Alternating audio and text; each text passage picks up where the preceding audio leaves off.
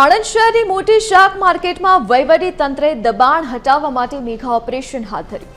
માર્કેટમાં ગ્રાહકોને અવરજવરમાં પડતી હાલાકીને ધ્યાને રાખીને તંત્રએ કડક વલણ અપનાવતા બુલડોઝર ફેરવ્યું. આ કાર્યવાહી અંતર્ગત 50થી વધુ દુકાનદારોએ દુકાનની બહાર ગેરકાયદે બનાવેલા પ્લેટફોર્મ અને પાકા દબાણોને તોડી પડાયા.